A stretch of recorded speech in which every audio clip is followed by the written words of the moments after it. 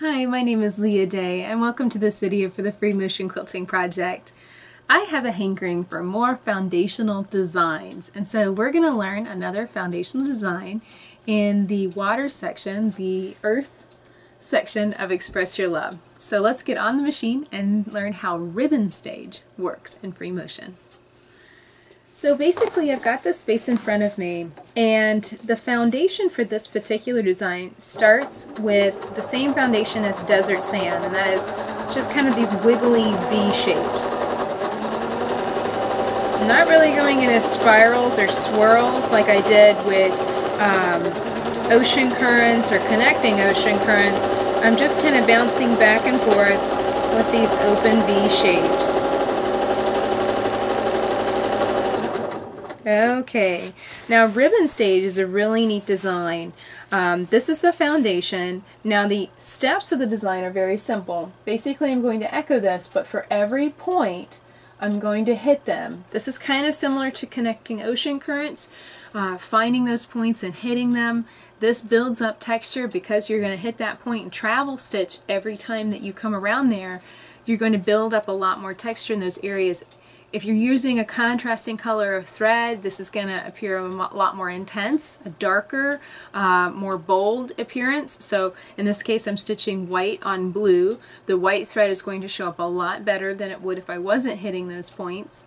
If you're using a matching thread color, it's not going to show up nearly as much, but you are going to get a definite punch of intensity no matter where you use this particular design. So let's get back to ribbon stage.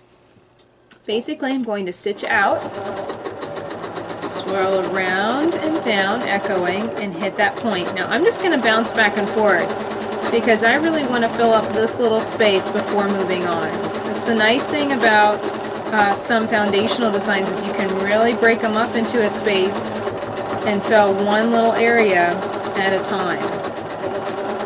And the main reason for that is if I'm shifting through the entire space at one point in time, if I'm trying to kind of show you this entire water section being filled at once, it's going to get kind of confusing, and I'm going to probably end up shifting the quilt in front of the camera or just mess myself up a little bit. So I try not to do that.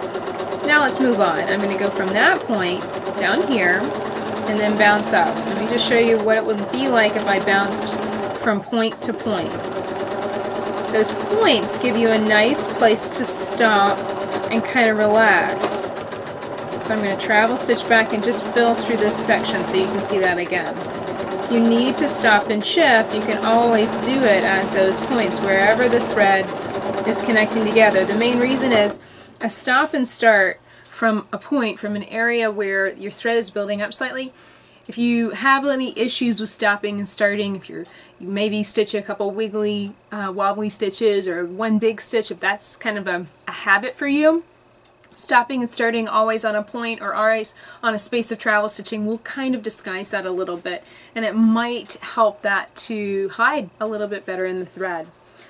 Alright, so I'm just going to continue to fill in this area, bouncing back and forth. And you know, you can just pick 2 points and bounce back and forth between the 2 of them. That's just fine too.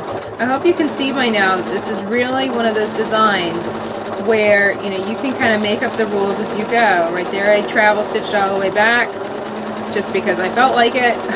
Right now I'm kind of bouncing back and forth, just filling in the space as consistently as possible, but also allowing this to be kind of more organic design. And again, I like to build up my thread just a little bit on the edges so that way it's a nice difference between that green section and the blue section.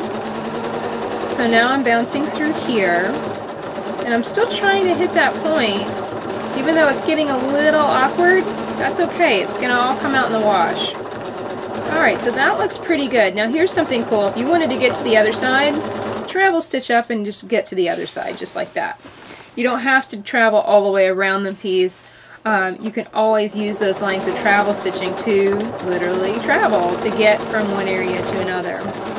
So now I'm going to bounce around this side and build this up through this little section so that way you can see what this looks like when it's going to be entirely filled.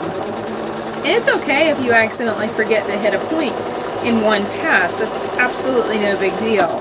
Just try and be mindful of the points as you're coming up on them so that way, you know, you keep you get the texture that you're wanting more than anything else. But there's really, no one's going to look at your quilt and be able to know that you stitched something incorrectly. They're just going to be blown away by the amazing texture you put on your quilt. So keep that always in mind. Now, the name of this design, Ribbon Stage, comes from the texture that I was seeing it create, and you can already see it starting on the surface of this quilt. And that is this kind of swirling, intense sections of really organic travel stitching. And this reminded me a lot of making candy in the kitchen, making hard candy. You get, you heat your sugar and water mixture to ribbon stage. And when you put your spoon in, you get kind of this ribboning effect that stays in the pot, and then you know that you're ready to move on to the next stage of your candy making. And whenever I saw this texture, it really reminded me of what those ribbons look like. And yeah, maybe you see that same thing, maybe you see an entirely different texture here.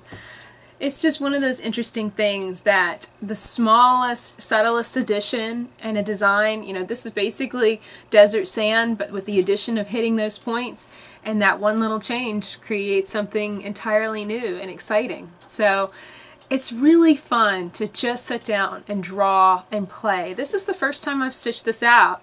This is the first time I've actually put it in thread, just giving it a try. And I really want you to feel the freedom to go and play with different designs. And if you think something might work, you know, there's lots of designs that I've thought, what would happen if I did, you know, this combination of things? And when you sit down and stitch it, is the only time that you really know if it's going to work or not.